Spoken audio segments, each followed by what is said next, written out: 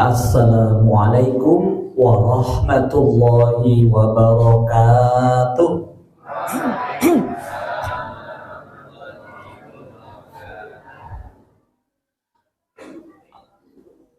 Daun salam, daun suci yang jawab salam dengan semangat sekeluarga naik haji.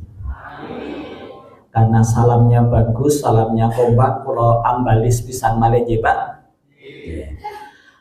Assalamualaikum warahmatullahi wabarakatuh.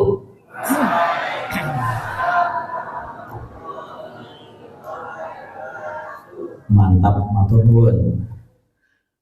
Hamdan wa syukron lillah, sholatan wa salaman ala rasulillah. Ashhadu an la ilaha illallah wahdahu la syarikalah, wa ashhadu anna muhammadan abduhu wa rasuluhu la nabiyya wa la rasula ba'dah. Kula grogi napa wis kawarta ngoten iki.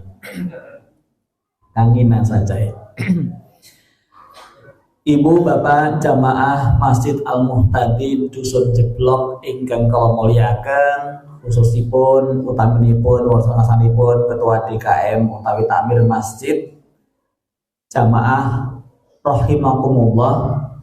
Dalu punika malam Jumat menika Sayyidul Ayam, pemimpinnya hari-hari. Ada 7 hari dari 1 minggu, ada 4 sampai 5 minggu dalam 1 bulan, ada 12 bulan dalam 1 tahun. Ternyata hari Jumat merupakan hari yang istimewa, di mana dahulu Allah menciptakan Adam alaihissalam pertama mula, dan besok akan diakhiri kehidupan dunia kita dengan hari kiamat pada hari Jumat pula.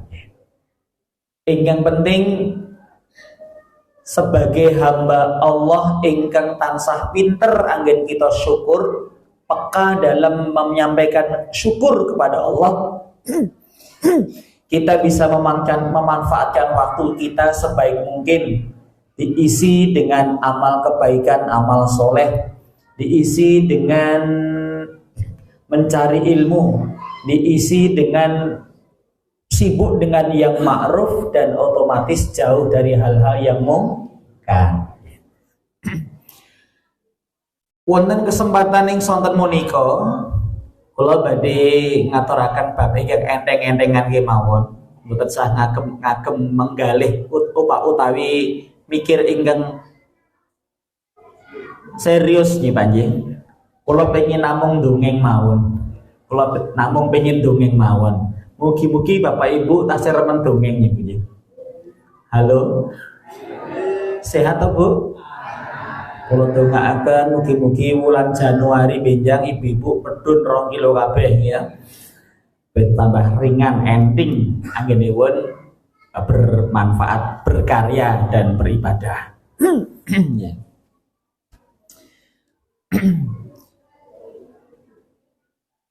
Kula menika mulai dados tunggalipun lelaki panggilan. Pria panggilan dipanggil masjid lho, Bu. Sanes booking order nggih. Open BO mboten. Saya diundang ke sekolah, ke madrasah, ke masjid-masjid menika mulai tahun 1990 kalih. Berarti sampun 3 kalih tahun nggih mboten kraos. Kula kraos untune entek. Kula niku pun nompong dhuwur tok niku pun telas. Ning tak mriki jebule kayak kancane.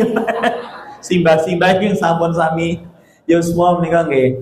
Kula pun mulai 50 terus pun maklum ning rambut kula menika wetah, tasih cemeng ming untunipun menika gegirisi gitu. Semoga wajah saya tidak mengganggu kesehatan Anda semuanya. 30 tahun menjalani sebuah tugas fardu kifayah menjadi dai kalangan anak-anak menghantarkan saya bisa keliling Indonesia. Alhamdulillah. Mungkin itu sebagian dari kita mimpi, tapi Saya bukan impian, tetapi merupakan ya keharusan. Wayang menika namung melu dalangipun, kalau diperjalankan ke sana kemari yang derek mawon gitu. Nah, dari perjalanan saya ini kita kemudian bersyukur pada Allah. Mas, kita doakan beliau dipanggil menghadap Allah segera ya ke tanah suci. Ternyata bangsa kita ini Allah menika paring kanugrahan datang kita sami setunggalipun negeri, setunggalipun kawasan ingkang saestu wiyar lan istimewa.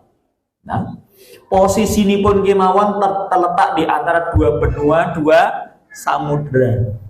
Ada lebih dari 13.000 pulau.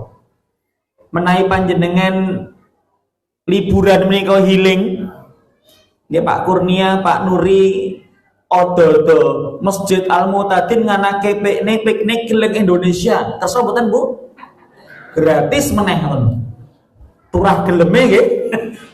Ngoten menika healing menika nggih mujudaken setunggalipun perintah fantasiru fil ard. Bertebarlah kalian di muka bumi. Walladzi ja'alakumul arda dalulan famshu fi manakibiha wa kulu mir rizqihi wa ilaihi. Jadi Allah menika dawuh supados kita menika bertebaran dan melihat ke sejentera kehidupan dunia ini, donya menika kagem ningali endahipun, ningali keagunganipun ayat-ayat Allah ingkang gumelar wonten jagat menika. Pak, Bu, jebule gitu. Dari Sabang sampai Merauke menika nek menawi panjenengan nitih pesawat terbang ngagem Super Airjet utawi Lion nggih, nek batik kudu nganggo lindonga tenanan pesawate wis do tua-tua gitu. Nek sepuh saya Inasis, saya Arif Bijaksana naik pesawat, saya sepuh saya watuk titik wis do merinding gitu. Gilani gitu. Ternyata dari Sabang sampai Merauke, kalau kita terbang dengan pesawat dengan kecepatan 800 km per jam, niku pesawat ngebut gimana? Ternyata waktu yang kita tempuh minimal paling cepat itu 8 jam. Rata-ratanya 9 jam. Kalau terbang 9 jam nosok ngaten menika, ternyata sama dengan melewati 22 negara di Eropa. Jadi agengipun bangsa Indonesia ingkang kita tesih menika mboten bain-bain. Memang benar-benar negara yang sangat besar. Kanugrahan saestu kanugrahan. Menawi jenengan saking kidul wonten pulau yang paling selatan namanya Pulau Cemeti. Asem riko. Naminipun Pulau Rote sampai Miangas itu kalau kita terbang dari Rote ke Miangas ajeng berbangsa dengan Filipina, Sangi Hita Laut Miangas itu ternyata terbangnya 5 jam sama dengan melewati 9 negara di Eropa. Panjangnya 22 negara, luasnya adalah 9 negara di Eropa. Jebule sing jajah awake dhewe nika Portugis kali Belanda niku men cuwili dibandingkan Indonesia. Ning amargi teknologi persenjataan mereka lebih besar, lebih canggih, akhirnya mereka bisa menjajah kita. Tujune Gusti Allah menika paring kegiatan iman lan kesabaran istiqomah sehingga kita bertahan tidak menyerah sampai dengan 350 tahun lamanya. Liyane do nyerah Pak, karena kemudian mereka mendapatkan hadiah berupa kemerdekaan pemberian penjajahnya. Indonesia rambutan nih Pak nggih. Kita merdeka berdaulat sendiri dalam perjuangan dengan keyakinan rahmat dari Allah Subhanahu wa taala. Ternyata bangsa kita ini adalah bangsa yang besar. Bangsa yang besar kudu harus dipimpin oleh orang-orang yang besar. Menika tahun 2024 tahun politik nggih. Gitu Pak. Niki sing menang sinten wingi? Rasa dibahas Mas. Pun adem kabeh gitu. Yang penting kita menika kagungan setunggalipun kewajiban. Pemimpin yang kita pilih yang berhasil mendapat memiliki hak. Apa itu? Kita doakan agar mereka menjadi orang-orang yang amanah. Kemudian dengan amanah yang mereka miliki, kemudian membawa Bantul yang kita cintai, Yogyakarta yang sangat kita muliakan, nanti menjadi semakin maju, semakin bermanfaat luas bagi Indonesia, dan banyak hal-hal yang baik yang akan muncul di kemudian hari, serta menghilang kemungkaran-kemungkaran yang ada di sekitar kita. Pertama, poinnya adalah bangsa kita bangsa besar. Yang kedua, harus dipimpin oleh orang-orang besar.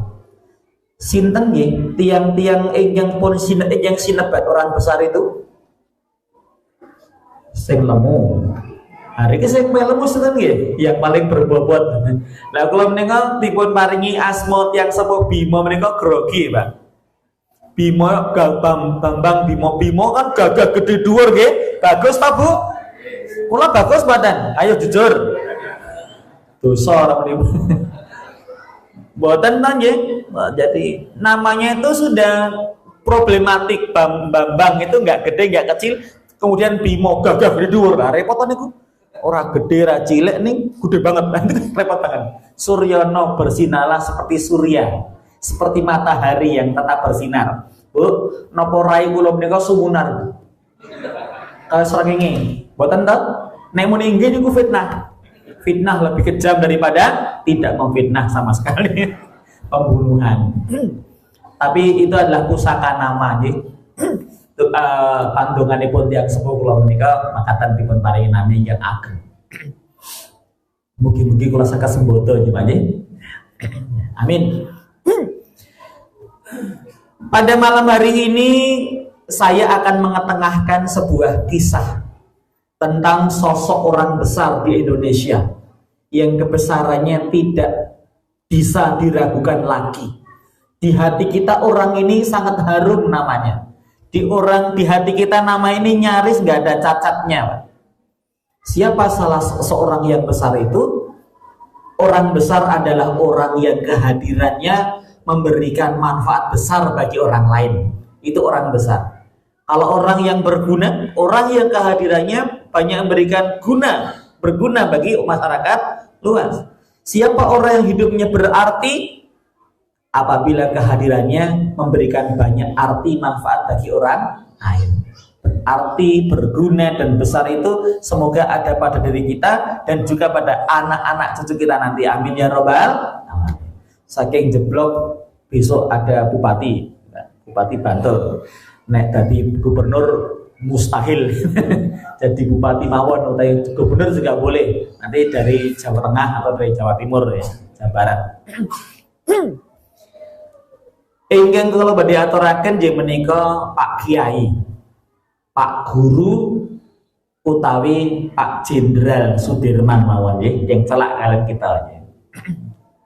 Mari kita belajar sedikit tentang salah satu tokoh militer, tokoh Muhammadiyah, kemudian tokoh masyarakat, gitu, tokoh persatuan, dan satu pria yang menjadi mata rantai tak putus. Hanya satu pria, tapi menjadi mata rantai tak putus dari perjuangan kemerdekaan, pangkah kemerdekaan hingga menjaga kemerdekaan, yaitu asmanipun Pak Dirman. Tepang tahu Pak Dirman, Bu? Tepang ya Bu ya? Ngertos? RT pinten itu? Pak Dirman menika kelahiran saking Bodas, ya saking Bodas Karangjati, Purbalingga sananya. Ingkang kula badhe aturaken menika tidak dari kecilnya tapi langsung jujuk mawon, Pak. Jujuk Pak Dirman ketika itu sudah menjadi panglima perang termuda, diangkat pada usia 29 tahun. Seorang guru SPG di Muhammadiyah, kemudian Pak Dirman menika alumni PETA, setunggalipun askariat laskar yang dibentuk oleh Jepang. Justru karena Pak Dirman itu dididik oleh Jepang, beliau kemudian secara aklamasi diangkat oleh sidang militer untuk mengangkatnya menjadi jenderal, bisa menyisihkan Pak Urip Sumoarjo ingkang lair saking didikanipun Walandi. Kenil ngoten nggih. Kenapa? Ya karena ilmunya seandainya Belanda menyerang nanti, ilmunya Pak Urip itu sama dengan ilmunya jenderal Belanda dan tahu kelemahannya. Tapi ketika menggunakan ilmu perangnya Jepang diantaranya masih ada harapan atau besar kemungkinannya bisa bertahan, bisa eksis ketika diserang oleh Belanda yang datang ke Indonesia. Maka dibalik fakta Pak Dirman menjadi seorang jenderal Panglima Tentara Nasional Indonesia gitu. Kita ini harang-harang nggih Pak, cerita pahlawan gitu nggih. Nek pesolatan pun kerep tuh, kemasyarakatan biasa. Donga-donga was nganti apil gitu. Donga dari pripun Bu? Allahumma inni a'udzubika minal khubuthi wal khaba'ith. Lha sebenarnya niku nggih ledar teng WC kok. Wale-wale to. Jadi ceritanya adalah 41 hari setelah Indonesia merdeka 17 Agustus 45 bertepatan dengan 9 Ramadan jam 10 pagi diproklamasikan kemerdekaan Indonesia di Jalan Pegangsaan Timur 56. Itu pelajaran SD kita dulu yang sudah kita jarang ingat-ingat. Dalam masa bulan-bulan madu kemerdekaan, 3 bulan pertama kemerdekaan, ternyata Indonesia mengalami sebuah guncangan dan kekhawatiran. Amargi nembe 41 dino Indonesia merdeka, wonten laut laut utara, laut kidul nyiroro kidul, berarti laut lor nyiroro lor. Ranono ini. Di laut utara tiba-tiba ada ratusan kapal perang musuh yang datang terus-menerus membanjiri pantai utara Jawa. Robnya itu rob kapal perang itu loh. Di mana itu Mas? Tanggal 27 November. 27 November. Saking iring ler tentara Belanda membonceng pasukan Inggris nikah. Di dalamnya juga ada tentara-tentara bayaran dari Nepal, India gitu, yang disebut dengan Gurkha itu. Mereka datang ke 3 tempat, Pak. Kemudian pertama namanya Teluk Jakarta. Yang kedua, ratusan jumlahnya mendarat di Pelabuhan Semarang. Yang ketiga ada di Pelabuhan Surabaya. Ketiga tempat ini kemudian menjadi bara api yang menyala. Pemerintahan kita yang baru 40 hari meninggal nembe unyu-unyu nek 40 dina bayi nembe saged apa Bu? Lali mboten lek opani bayar yen. Bojo kula niku hobine nggih bayen jan. Ape kerep bayen. 41 hari langsung panik. Tetapi di Semarang peristiwanya berbeda. Pak Dirman dengan Kiai Suki Paraan menika melakukan perlawanan. Uniknya Pak Dirman kalau perang itu nggak pernah kalah, Pak.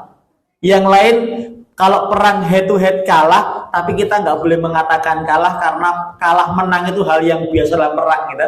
Yang penting dampaknya dalam perjuangan yang bisa mengorbankan semangat di mana-mana itu yang penting, bukan menang kalahnya. Hanya khusus Pak Dirman, nek perang itu mesti menang, Pak. Akhirnya ini mesti menang. Alhamdulillah. Ini lakon nih jangan ya. Lakon ini perang menang teman. Lakon makan si lakonnya Pak Dirman.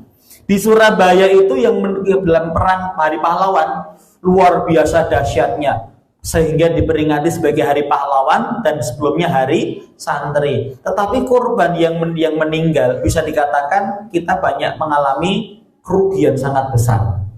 Yang banyak mendapatkan yang sedikit korbannya malah dari musuh. Apalagi di Bandung, lautan api telas Spalih Bandung menika habis. Artinya kanugerah Gusti Allah menika diberikan kepada Pak Dirman dengan keberuntungan berupa kemenangan itu. Yang lain semuanya berjasa berdampak kepada semangat perjuangan selanjutnya. Jadi bukan melihat menang kalahnya, tapi dampaknya di seluruh perjuangan, nilai perjuangan seutuhnya di Indonesia. Nah, tanggal 27 diserang, maka Jakarta menjadi komplang. Maka Menteri Pertahanan Indonesia waktu itu yang dijabat oleh Sri Sultan Hamengkubuwono ingkang jumeneng kaping 12 menika dados songo nggih apunten Nas Jirulu. Elingan dek cilik ingkang kaping 9 menika ngintunaken Nawala mengirimkan surat ke Jakarta, intinya sudah Jakarta tidak kondusif lagi untuk memimpin Indonesia, maka pindahlah ke Yogyakarta. Yogyakarta akan siap untuk menanggung semuanya, ya, pemerintahannya, keamanannya, termasuk ubur rambenipun menika dipun siapaken kalian Keraton Ngayogyakarta di Ningrat. Maka ini sebuah jasa yang tidak akan dapat dihilangkan dalam sejarah, dan salah satu kanugrahannya kita menjadi daerah istimewa Yogyakarta. Menesani duitnya akeh banget kita. Ada dana keistimewaan yang bisa kita manfaatkan bersama-sama untuk mengembangkan seni budaya dan kearifan masyarakat yang ada di tempat kita masing-masing. Tanggal setunggal Nawala datang Jakarta diterima Pak Karno. Tanggal 2 Pak Karno dan para menteri menyatakan akan pindah ke Yogyakarta, nantinya berkantor di Jogja di Gedung Agung itu selama 3,5 tahun lamanya. 3,5 tahun diragati jenengan nek gadah tamu. Sunahipun Islam menika 3 hari dimuliakan. Fal yukrim boifahu, dipemuliakan tamunya. Nek wis kliwat 3 dina mesti ngremeng ibu. Orang Bali-Bali tuh kayak ini sentean-entean dan sebagainya. Tapi ini sebuah pengorbanan yang tidak dapat dibantah dari rakyat Indonesia dan Yogyakarta dan para pemimpinnya. Nah, tanggal 2 malam Pak Karno itu dan para menteri naik kereta api, namanya kereta api luar biasa. Minggahipun boten saking Jatinegara, Gambir atau Pasar Senen. Napa melih yang lain, tapi langsung naik dari belakang gedung Kegangsaan Timur 56. Ternyata di belakang gedung proklamasi itu ada rel kereta api, memang jalur kereta api, dan malam-malam lampu dimatikan secara kanti coro sisideman dengan cara rahasia. Presiden, menteri itu naik kereta api tadi berangkat menuju Yogyakarta. Krungu suara sepur pripun Pak suarane niki ya.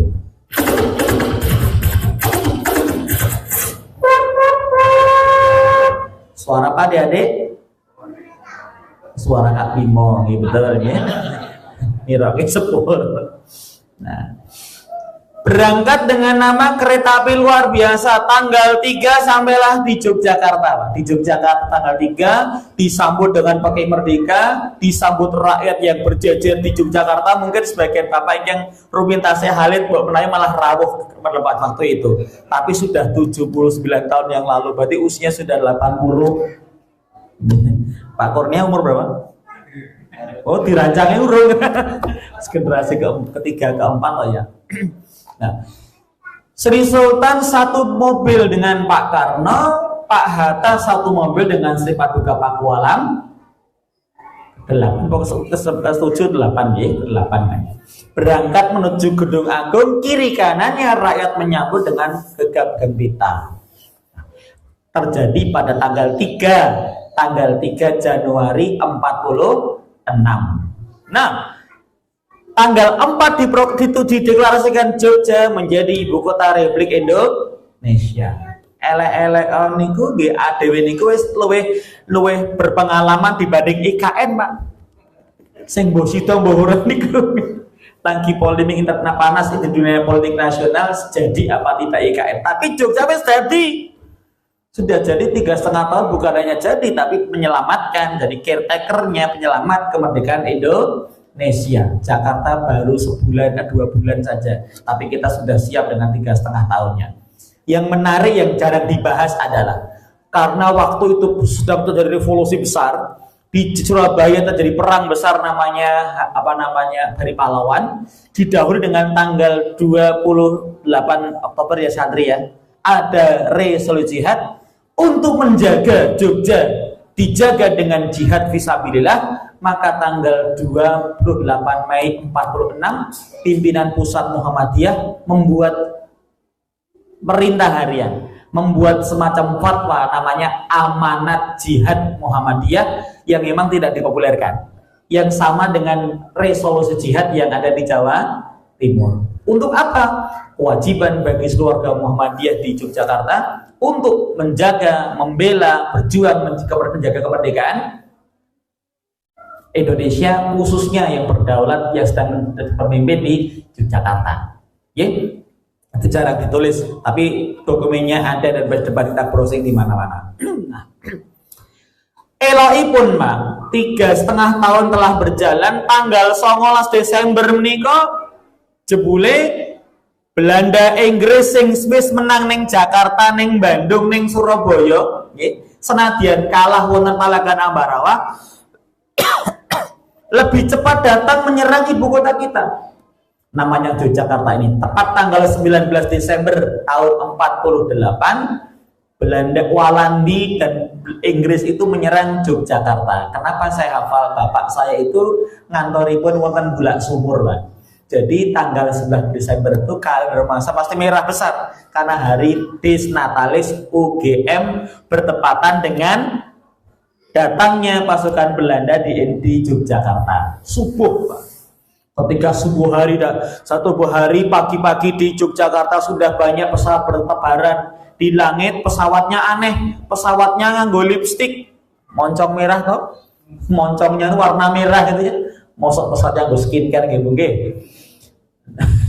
Pesawatnya kemudian ada pesawat pembak Dakota, ada pesawat pembomnya, kemudian menelurkan para tentara yang terjun payung memenuhi langit Yogyakarta, ya. Turun di Mangkuwo dan dalam waktu singkat kacau balau pemerintahan yang baru berusia 3 tahunan di Yogyakarta ini. Yang menarik adalah sebelum Belanda datang, Pak Karno sampun nate pidato, ya. Ini mungkin satu-satunya kekecewaan Pak Dirman kepada Pak Karno. Ya, namanya juga melihat sikon, ya, kadang keputusan bisa berubah. Pak Karno ngendika, besok jika Belanda berani datang ke Yogyakarta, saya sendiri akan pimpin perang gerilya melawan Belanda. Itu disambut tepuk tangan yang meriah, membanggakan, menggembirakan, karena tokoh politik yang biasa diplomasi ternyata berkenan untuk bersama rakyat bergerilya di kota maupun di desa. Ananging menika ndamelipun kejut manahipun Pak Dirman karena 19 Desember 48 Belanda datang ke Indonesia pada kelas kedua itu setelah Renville, maka kemudian Pak Dirman yang paru-parunya tinggal separuh karena TBC parah, gitu. Jenengan gadah garwa yang mengi mboten Bu? Siti wato disinggal we. Udah ngeten iki nggih. Mengi muni we, nanging storing ayo speaker. Nging. Pak Dirman bergegas menuju Istana Negara dengan mobilnya dalam keadaan sakit yang seharusnya ia istirahat, gitu. Lalu matur pada Pak Dirman, pada Pak Karno, Presiden Soekarno Paduka yang mulia, pimpinlah kami bergerilya melawan penjajah Belanda seperti bagaimana pidato Anda jika Belanda datang akan memimpin kami ke gerilya. Tapi rupanya Pak Karno mengatakan tidak, Pak Dirman berubah. Beliau mengatakan, saya sudah ngobrol dengan kabinet, kita akan menggunakan jalur diplomatik saja, berdiplomasi, berunding dengan Belanda. Sudah diingatkan Pak Dirman, Belanda tidak pernah jujur dalam diplomasi. Renville ngapusi, kita Linggarjati ngapusi lagi, Pangeran Diponegoro dihapusi lagi, Pangeran Antasari dihapusi lagi. kemudian Raden Inten diapusi. Belanda itu menggunakan metode mentok, menggunakan cara diperunding diplomasi, jebule men dicekel gitu. Kemudian dibuang ke Manado, ke Digul, ke ke Penumbing dan lain-lainnya. Pak Karno mengatakan beda suasananya. Indonesia diintai, diperhatikan oleh PBB, sehingga beliau pede sekali. Percaya diri. Nek kalau pede itu peteng dedet gelar gulita. Imut ireng mutlak. Neng kalau niko senajan kalau niko ireng Pak, kalau niko nanti dados model loh Pak. Bu percaya nggak Bu? Saya pernah jadi model. Lebih percaya nih loh. Saya itu pernah jadi model waktu muda dulu, pada usia 19 tahun dalam acara Bu. Acaranya namanya pelatihan perawatan jenazah. Paham? Cetok apa niku nggih? Cocok. Ini maklum lah, jadi dikasih kain kapan, pakai jarik waktu itu malah. Jadi Pak Dirman kemudian mendapat nasihat Pak Karno. Pak Dirman kalau berperang lawan Belanda gerilya jangan perang kota, peranglah di hutan atau desa-desa.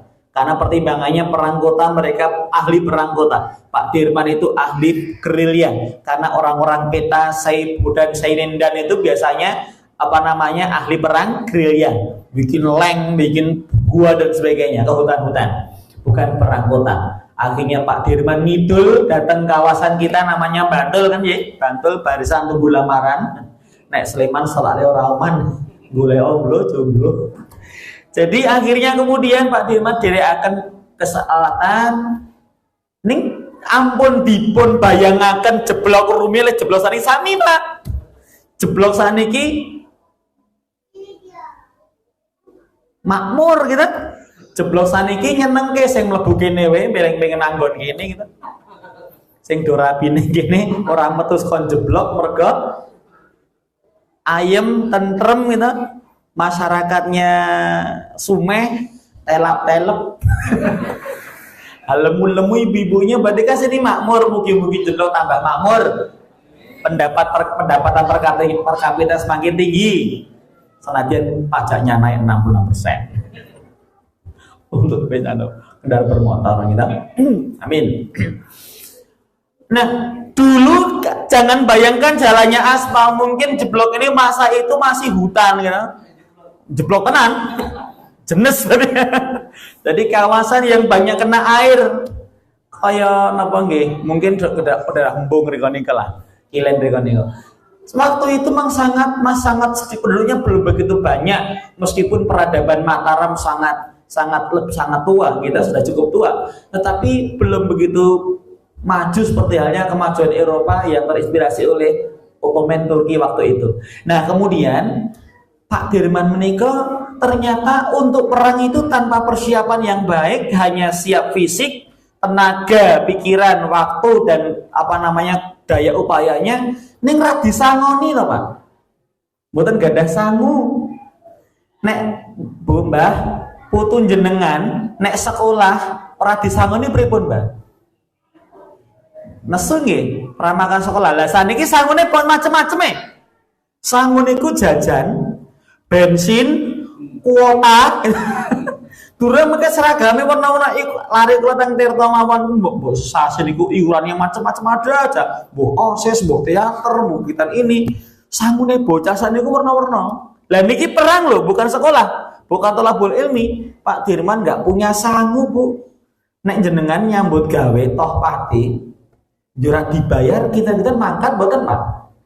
Wonten proyek bangunan nggih teng Kutari kok. Jenengan montoran GL Pro genjot langsung protol kira. Dumugi mira brajan kon nyambut gawe nukang utawi ngenek laten tukang ra dibayar pripun jenengan? Bengok to nggih? Rong sasi ra dibayar mandore diantemi. Ning ini ndak Pak Dirman itu karena amanahnya Pak Dirman adalah menjaga keamanan pemerintah dan rakyat semesta, karena beliau didasarkan karena kecintaannya pada nusa bangsa ini. Sekarang ini krisis di kalangan muda, di kalangan masyarakat kita, heroisme, jiwa kepahlawanan, ya, nasionalisme, jiwa rasa memiliki dan mencintai tanah air, ya.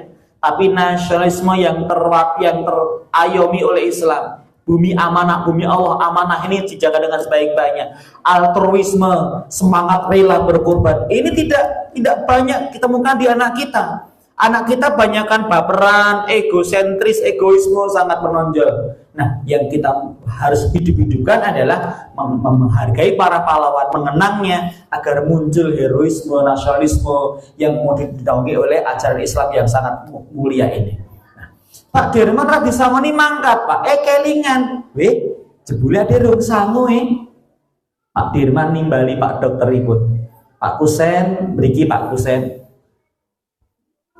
Jenengan teng Widoro utawi di Bintaran, ada rumah dinasnya di Widoro, kantornya di Bintaran aja.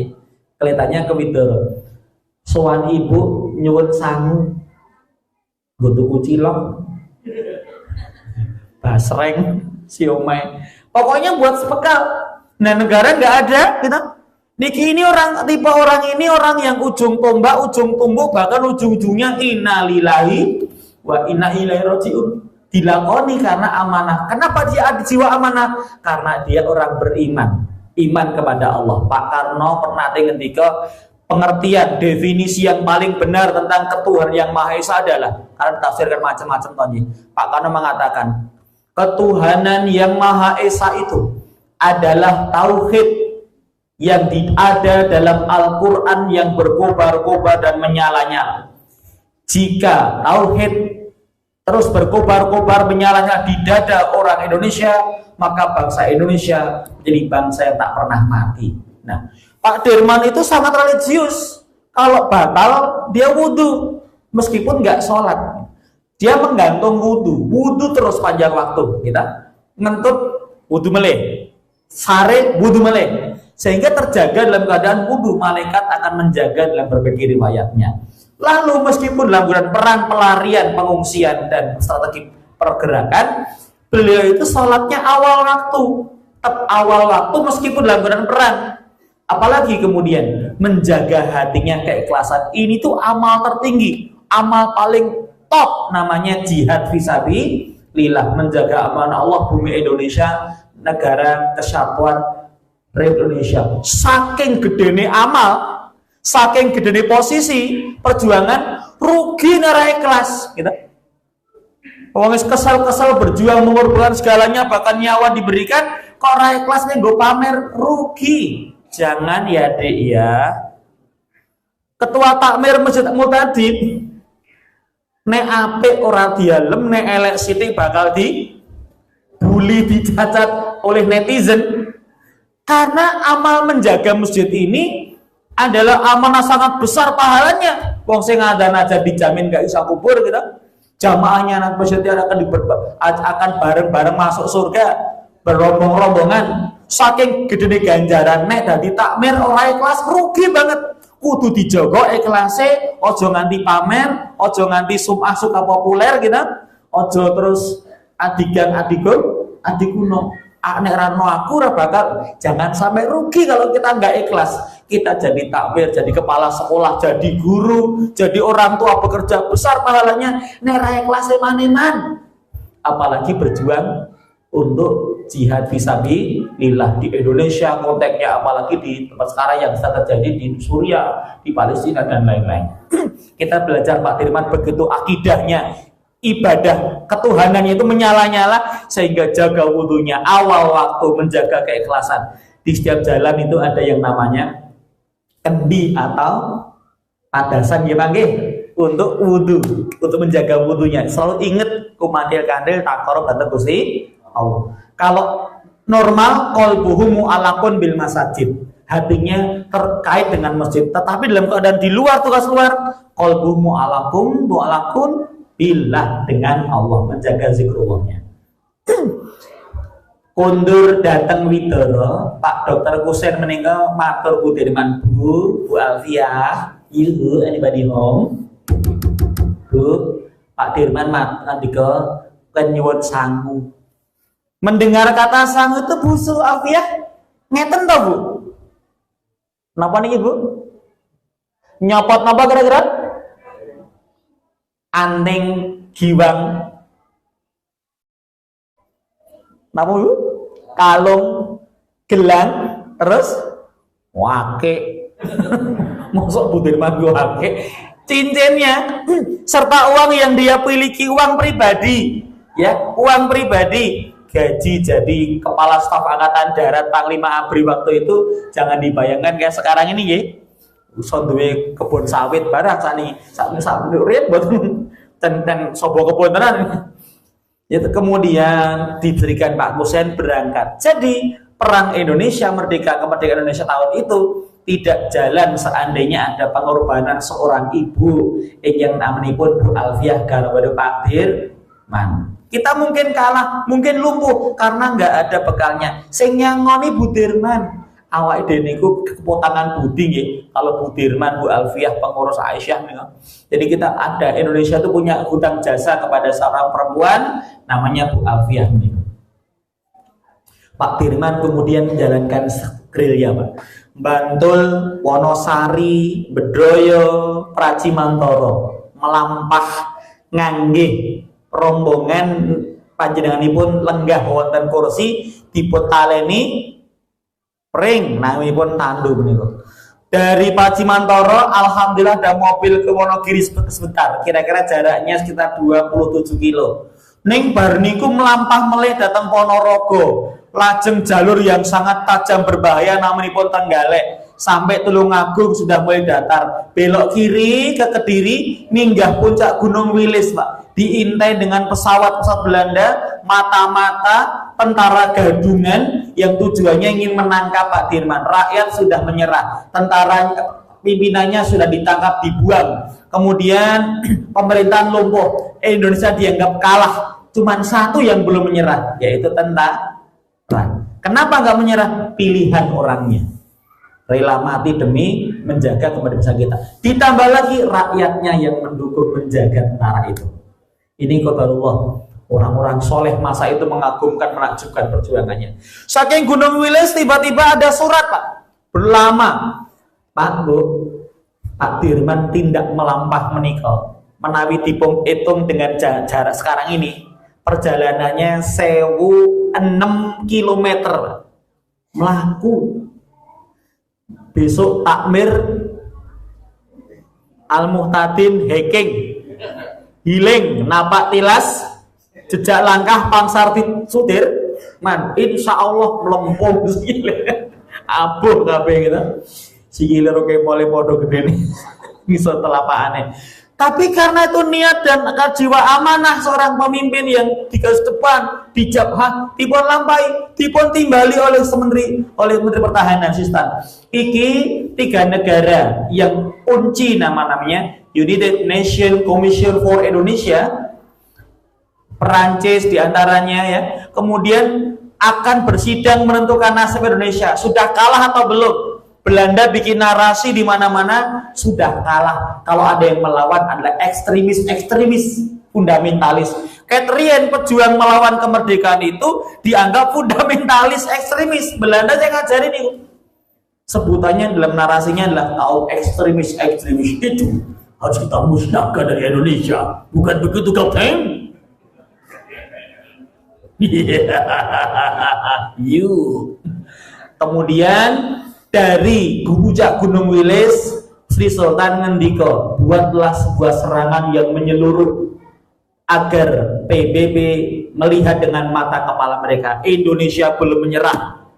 Nah, maka kemudian turun dari Gunung Wilis, turun datang Nganjuk lewat Loceret, ngilen Medion, ngilen Magetan, mampir sekedap datang Pak Mororogo, ngalir malih minggah Gunung Lawu, Karang Anyar. Ngapa ning Mas? Atus ning Pangmangu. Boten ora piknik. Ning sekipan barang ngopo tekan kono itu. Medun dateng kenapa? Solo, Sukoharjo, Klaten terjadilah yang kita kenal dengan serangan umum 1 Maret. Hanya 6 jam peperangan didesain dengan sangat cerdas, membuat dunia terbuka matanya. Indonesia ini tidak menyerah. Indonesia masih ada. Dukungan luar negeri terus berdatangan. Pertama mula dari fatwa Syekh Muhammad Hasan Al-Husaini dari Mufti Palestina meminta pemerintah Mesir untuk mengawal kemerdekaan Indonesia, Mesir, disambung negara-negara Arab dan negara-negara Asia lainnya, Afrika, Eropa. Akhirnya pada setahun kemudian tahun 46 terjadi konferensi meja bundar. Intinya adalah Belanda kudu minggir. Nek ngomongin kasar viral. Bocah-bocah kudu minggir. Rakyat ngomong meneh ya, jangan bagus, tinggal ke Indonesia. Nah, Pak Dirman masih melanjutkan peperangan setelah perjuangan setelah 1 Maret dan tidak mau pulang. Tempat kami tentara bukan di rumah, bukan di tempat tidur, tapi di barak-barak tentara. Kemudian 7 bulan kemudian dipanggil oleh Sri Sultan nembe manut. Sami nawa ataunya manut, kemudian diminta berobat ke Magelang. 7 bulan setelah 1 Maret Pak Dirman meninggal dunia. Innalillahi wa inna ilaihi rajiun. Terakhir penutup amanat dari kisah ini. Bisa nggih barangnya banjir. Amanatnya adalah Pak jeblok menika. Tiap meter tanah itu diperjuangkan, ditebus dengan darah, keringat, air mata simbah-simbah kita dulu yang turut berjuang bersama Dirman, guru, petani, kiai, lurah, semuanya buruh ikut berperang. Setiap senti ditebus dengan keringat, darah, air mata. Jangan sampai jeblok ini dapat dikuasai, dapat dikangangi, dapat dijajah siapapun yang semena-mena menguasai, mengeksplorasi, mendominasi tanah tumpah darah. Minimalnya kampung yang kita cintai ini. Sampun adzan nggih. Akhirnya dengarkanlah kalimat yang ditunggu-tunggu, yaitu kalimat billahi taufik. Konera rampung-rampung santen mandem sandal. Pai sobali dikeboske monggo kita. Matur nuwun panjenengan sampun midhangetaken kanthi saya tumi-tutungan kula Bapak Dir menika. Mbak menawi wonten ingkang lepat utawi ingkang kapang kali lepat nyuwun pangapunten. Billahi taufiq wal hidayah. Wassalamualaikum warahmatullahi wabarakatuh.